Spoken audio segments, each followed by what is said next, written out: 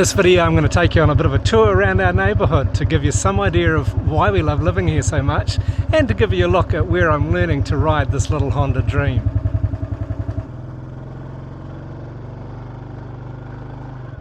Out the gate and turning right onto the road, and this heads down along the ridge here, which is passing by some vacant land and a few other things here. On the left we've got someone's little weekend project, and then there is a buffalo shed there that doesn't seem to be used at the moment.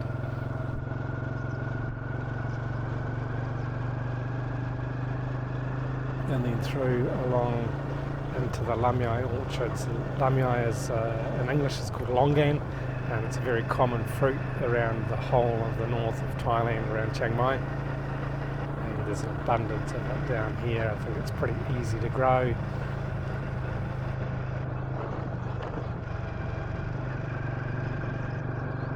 These orchards here are on the ridge, so the land's sort of beginning to slope down into the valley.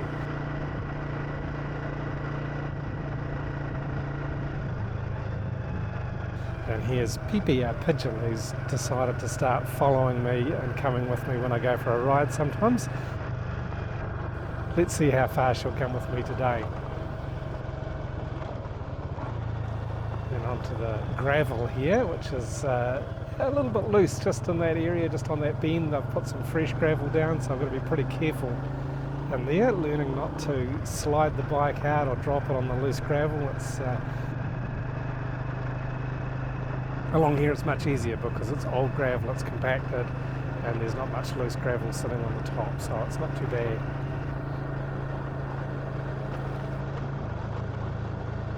I think it's good to practice riding on some uneven surface, some gravel surface, to get myself used to it, and then back up onto the hard again, back onto the concrete road. Still pretty narrow, there's not much of it here, but there's not a lot of traffic, as you can see down these parts.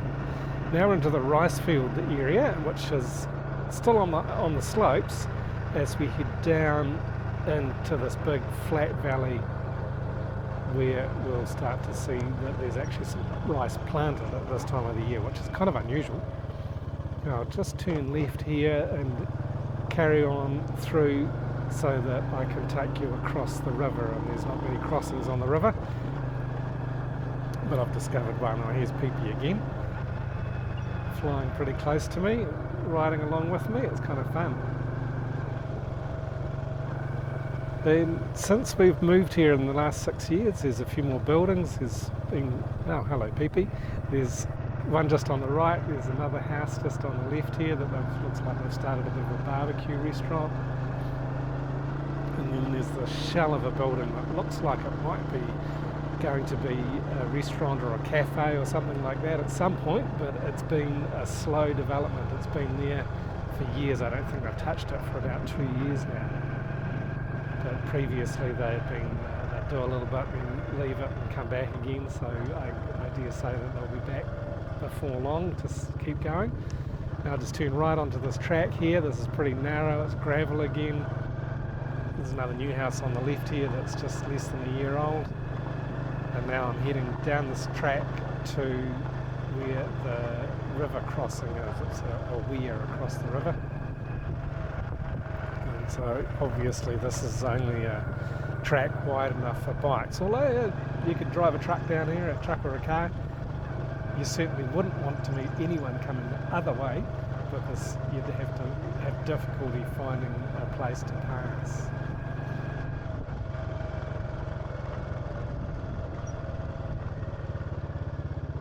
A little bit more very loose gravel here. This has just been newly laid down, so it's a bit deeper, a bit tricky to navigate, so I'll just really slow through those places just to be safe.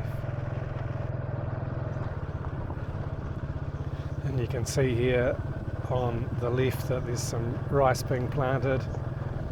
Pipi's still sweeping around, enjoying flying, finding a roof to rest on every now and again.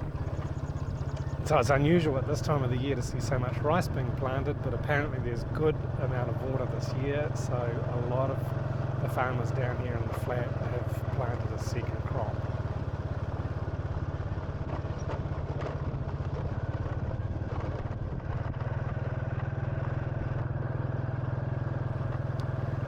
just coming along, lining up to get myself across the river.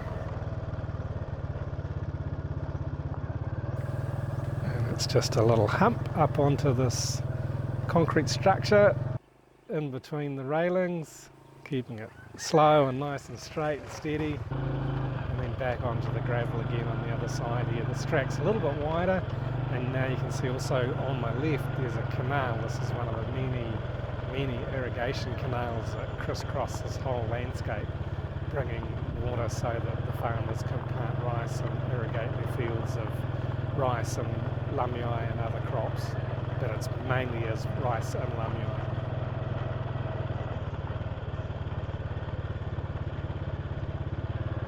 You'll see some corn that's been planted down here in a little while too. I love this rural landscape with the palm trees and the rice, and it's just so tropical.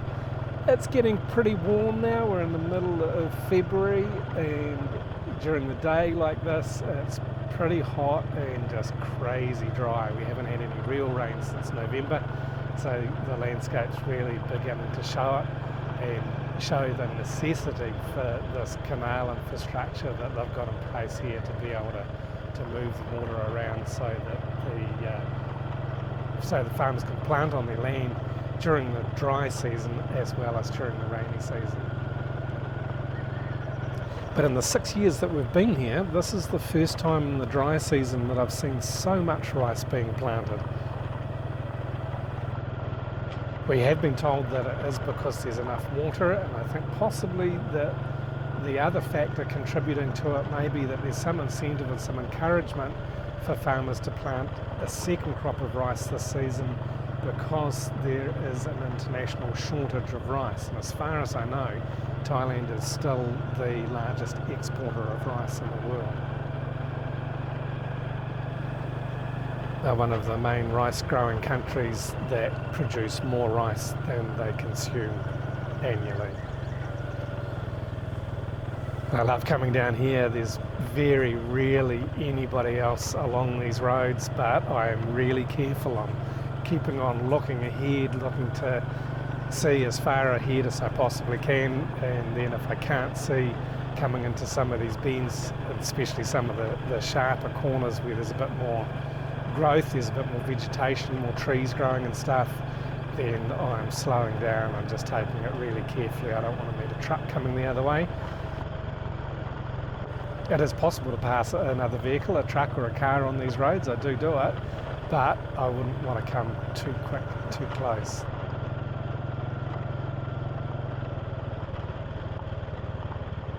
There's the corn that I was mentioning. I've been riding past this quite a few months now, and it's growing up really quickly. It looks like a really lovely crop of corn. I must put some in the ground at our place myself.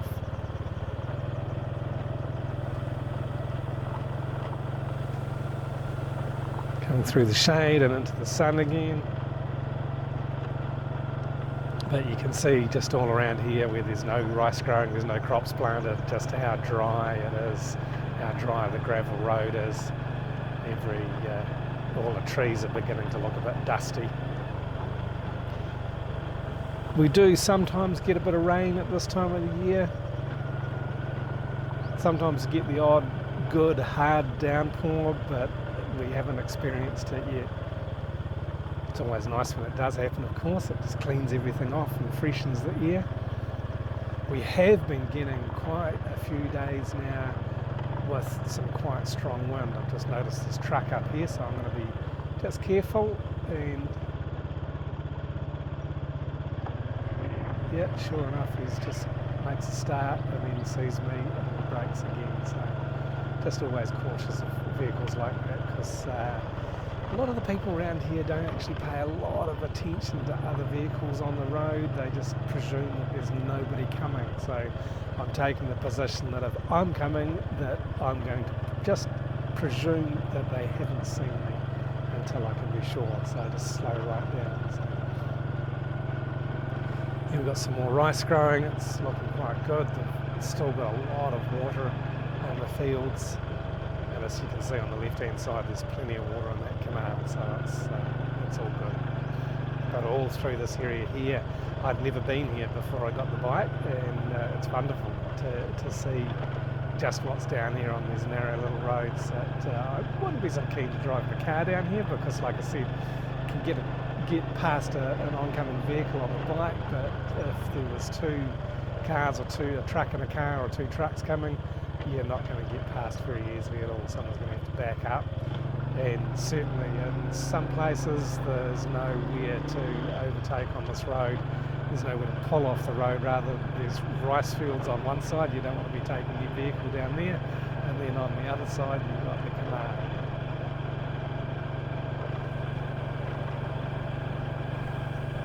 I love the rice when it's at this stage and you can still see the reflection in the water, it's so pretty.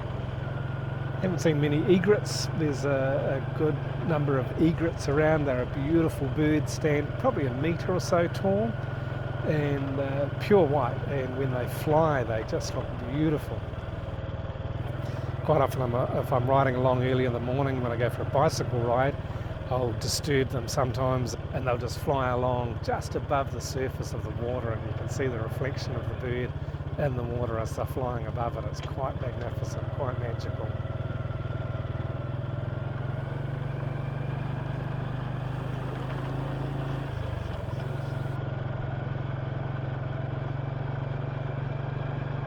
So I'm quite happy exploring these back roads that I've never explored before, and discovering what's down here. And there's a few, you can't really see it from this angle. Quite often I'll come in the other direction, and the view up to the mountains is really something special. Although now, because of the dust and because there's quite a bit of burning going on, there's some big smoke happening up in those mountains today. Somebody's burning up there. Not supposed to be. We've got a burning ban in place, but the dryness, the haze from the dust, the haze from the smoke really does obscure the beautiful view.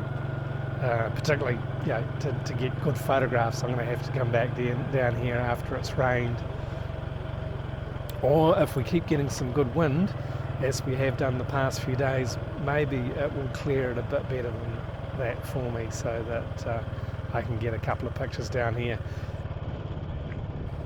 If I can't, I will definitely be back during the main rice growing season, the rainy season. I'll wait for a day where we've got clear skies and come on down and capture some photographs, because there's just a couple of places down here along this road looking over the rice fields. There's banana palms, there's coconut palms, and then looking through them up to the mountain. There's a big rock that we can see the top of from our place. They call it here the head of the tiger. It's quite a distance up the mountain, but from further down this valley where I'm riding now, looking back the other way, you can see the head of the tiger really clearly, and it's just magnificent. Particularly in the evening light, sometimes you'll get the light reflecting off the rock face up there, and it just glistens. It's almost like there's a waterfall, but there's not. But the sun reflecting off the rock face is quite magnificent. But in this amount of haze, it's not really going to do it justice, so I might have to just be patient and wait for the rainy season to come.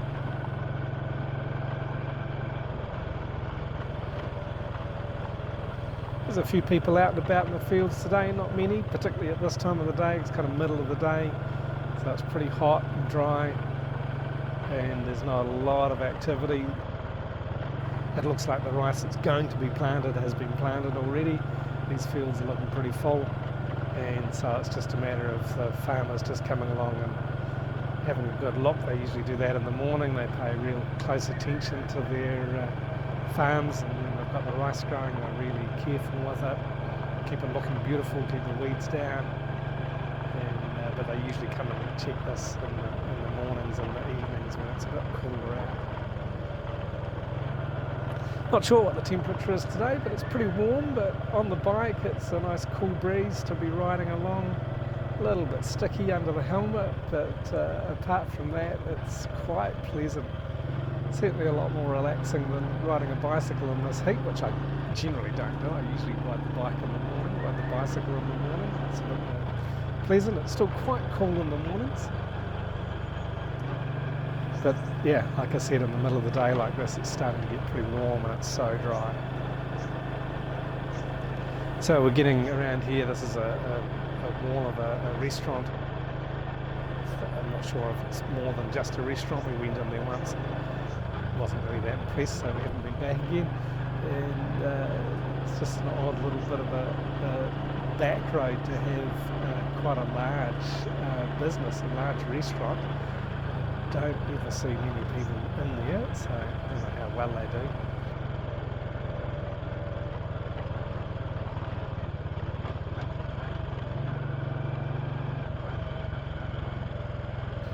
I'm just seeing a vehicle approaching, someone's looking really hesitant, so I'm just going to slow right down. Thank you for pulling over slightly. And squeeze on past again, just really cautious, especially on these narrow back roads. Quite often you'll get drivers that they're either local and not really paying attention because they always presume that there's no one else much on the road, or if they're not local then they're often not used to driving on these back roads. So I'd just err on the side of caution and stay well clear of anybody, even if they're stationary, because you just don't know. Like that truck I had before was about to pull out, so I just want to stay on the bike, and it doesn't matter if I have to slow down a bit. Just come in nice and slowly here, have a good look at this intersection. This is a busier road. Let's let this guy pass before I pull out. This is the road that comes between Chomtong and goes up to the Maya waterfall, so we get a bit of tourist traffic along this road. I'm not on it for very long, it's just to get me further down through the rice fields, past the banana plantation, and then I'll be coming up to the bridge here, across the river again. So I'll sort of double back across the river and then hop back onto one of the small minor roads that rides along another canal. So here we are over the bridge over the river. Come on down past this guy carefully, he's weaving all over the place.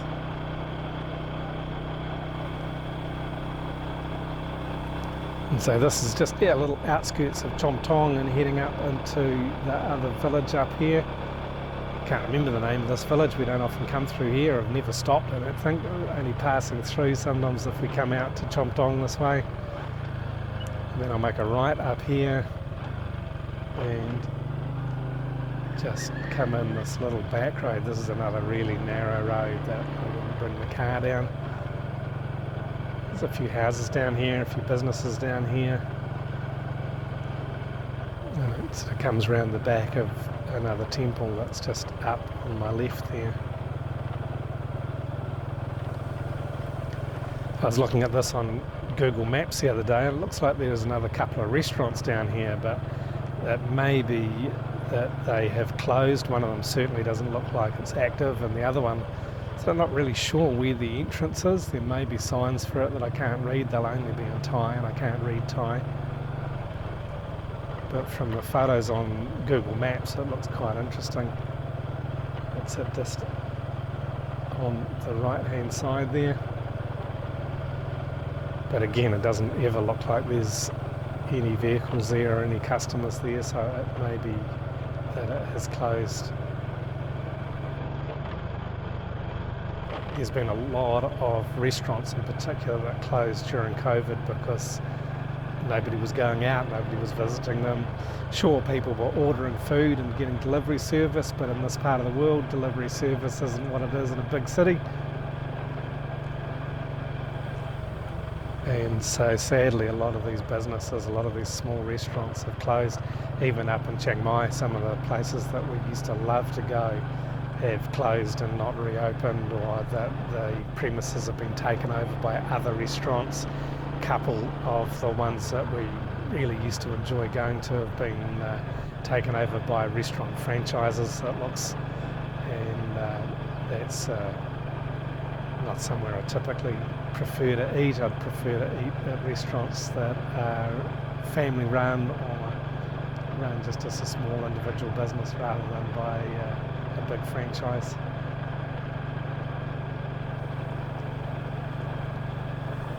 I just love riding through these fields. It's fantastic at this time of the year when it's so hot and dry that we've got rice growing everywhere. Normally these fields are just barren and brown, as a lot of them are, particularly around our house, that they haven't planted the rice up on the slopes where we live.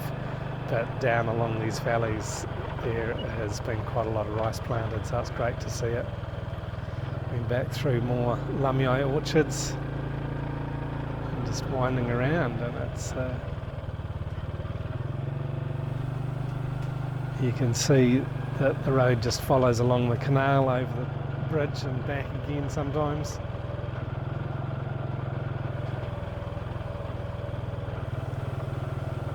And definitely a lack of traffic down here, so this is one reason I really enjoy it, because it just gives me the freedom to be able to relax and not have to think about traffic. Just as I'm getting used to the bike, I'm getting more and more confident every time I ride it, but not in a cocky way, just being careful, just being more familiar with changing gears and cornering and braking, and just getting a feel for the bike and a feel for riding it without having to worry about traffic. You can see the smoke there, that's a big fire that I mentioned earlier. Not sure where that is, it looks like it's possibly up into the national park area, unfortunately. And with the wind that we've been getting lately, it's a bit of a concern, because that's only going to drive it and spread it further. I know previously in the last week or so we've seen a bit of smoke, a few fires at night up on the mountain, but my wife told me that that's she'd read somewhere or heard somewhere that they're clearing fire breaks, which they do at this time of the year prior to it becoming really dry and really hot. They'll just have controlled burns to clear the area, so if there is bigger fires later on, that they won't spread, or won't spread so much. I'll just turn right here and head back down now towards our home, but I'm going to take a detour. I'm not going to go through the rice fields that I normally ride on my bicycle. I'll wind around a bit down here and just come through this little area here and down onto this other smaller bridge across the Maya River, which of course comes from the famous Maya waterfall. It's a bit further upstream. And now I'll start to climb a little bit up this hill and then make a left and head along the ridge. And we're going to head through more farmland here and then up through the village of Bampa. So it's not uncommon to see smoke and haze at this time of the year. People do light fires even though there's a burning ban on. Some of the locals have got a bit of a nasty habit of going and burning off the dry leaves that have all fallen. Because it's so dry, the trees lose most of their leaves at this time of the year, and they cover the ground, so they're just a tinderbox. They burn so easily, and fires are easy to start down here. But some of the locals will come and start fires purposefully because it will initiate the spawning of a certain type of mushroom that once the forest floor is burned, these mushrooms will come up, and then the locals will go back and harvest the mushrooms, and they sell for a very good price apparently. The price must be good enough for them to have the incentive to break the law like this and risk being caught. But apparently I've heard a few stories that there's quite a few devious methods that are employed so that the fires can be started after the people have left. So they'll put something in place and light it and let that burn down and ignite the leaf matter that's on the ground well after they've left the scene. So the risk of being caught is minimised. It's horrible to see it once it has been burnt. The trees do generally survive, but everything underneath is just ripped and blackened and destroyed.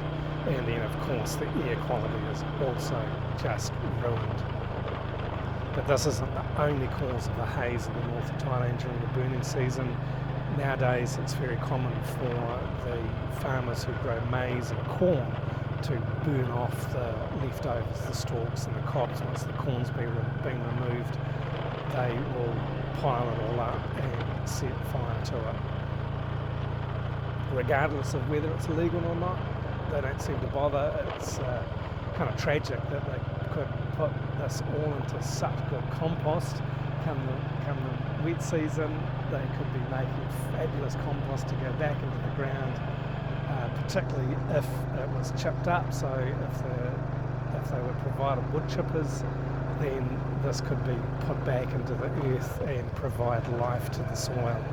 But they prefer to burn it, I guess, because it's easier and there's no incentive to do the hard work. Yeah, it's looking pretty clear up there in the distance, which isn't too bad for this time of the year, but give it another month or more, we, from this angle, probably won't be able to see those hills in the distance because of the haze, because of the burning. And the burning of the maize and corn has increased dramatically as more and more farmers have planted maize and corn rather than growing mountain rice.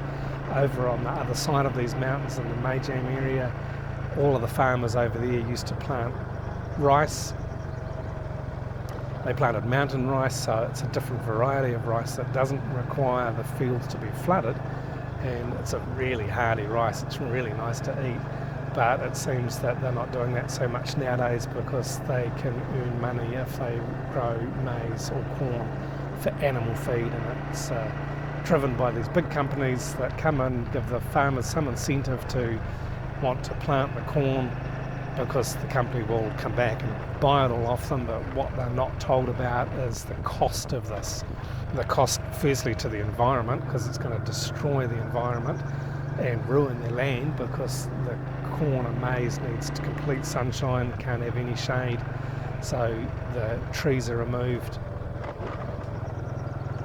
so the crop can grow, and then the farmers are then having to buy fertilisers, buy pesticides and herbicides, and then for the next season buy a whole new lot of seed again.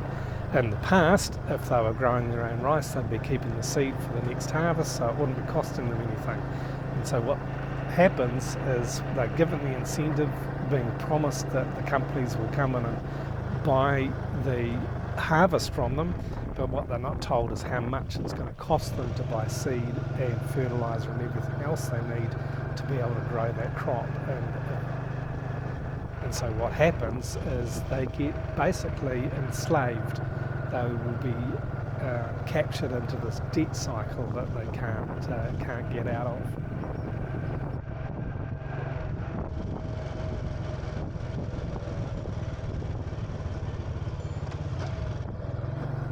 So here I'm in the village of Banpa. This is quite a good slope. It's a good test for my little 100cc Honda to come up here.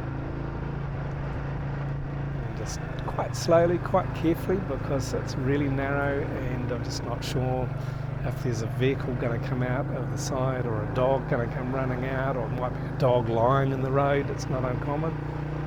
So I just take it pretty easy through here.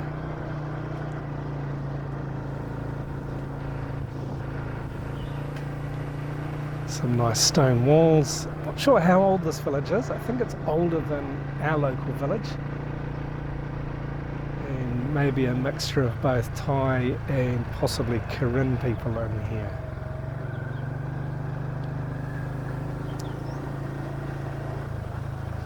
And this is a ridge that we look out at from our home. We look directly from the front of our place out across the valley and to this ridge, but most of the houses here we can't see them because they're hidden behind the trees, behind the lamyai orchards and behind bamboo and other things. So I was quite surprised with the first time I came down here to see just how many houses were here and how many people live so close to us that I didn't know about it. So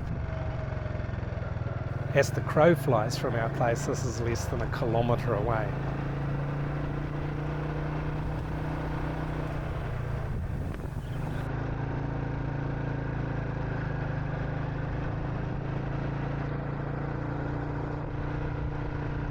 Now just coming up to the top of the village, top of the ridge.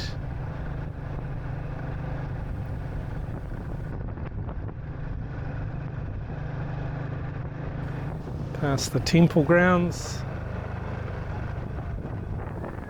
Road's a bit rough here.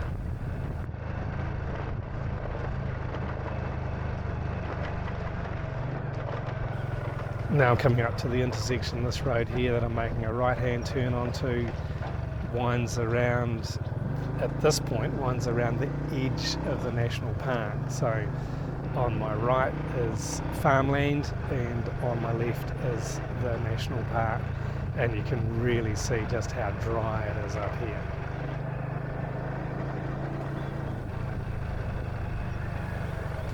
It looks completely different in the raining season, and when the rains do start again I'll have to go for another ride to show you what it's like. But I'm heading back towards our village now, but in the future sometime I'm going to follow this road further up into the mountains. I did drive it one night to go and meet some people further up in another village, but I haven't ridden it on the motorcycle yet, so I'm quite keen to do that.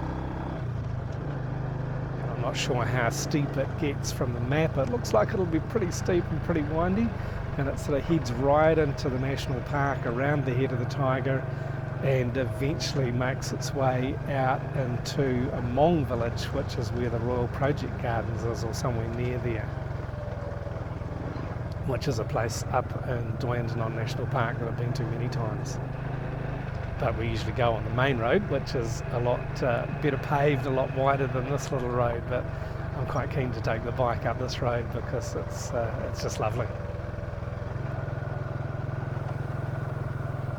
Really fun riding these narrow little roads, winding around and up and down. It's really good practice, I think, to get used to the bike, get used to cornering, and just, yeah, like I was saying before, just to get a real feel for it. So now coming up past our village and our local temple here at Dartmoor.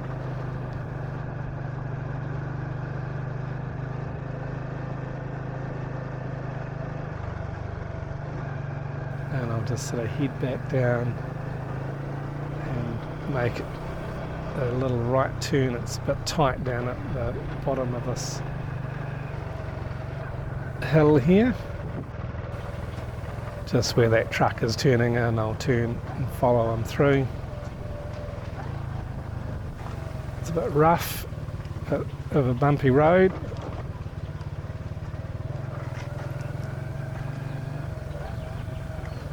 So this is the village that's just up the road from our home.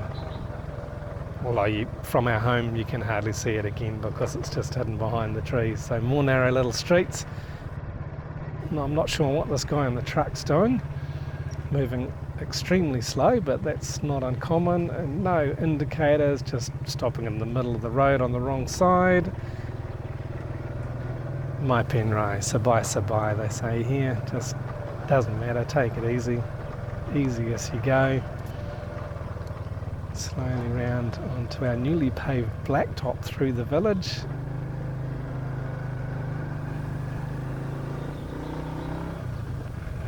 It's looking pretty smart. There's nice blacktop and painted lines. It's a bit flashier than it was before. It was just a concrete road like we've got down past our place. And then back down the hill. So I'm coming back to our home now, and this is from the other direction. So most of the people that come to stay with us, this is the entrance that they see when they're coming to arrive at the Suansock homestay.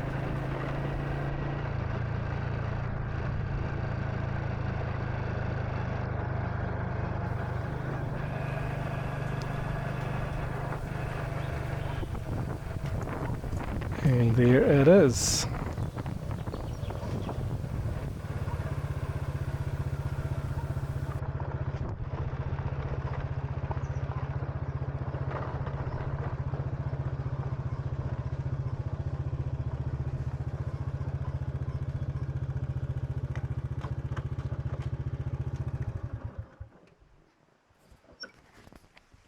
So there it is, that's our neighbourhood. Let us know what you think in the comments below. Thanks for watching.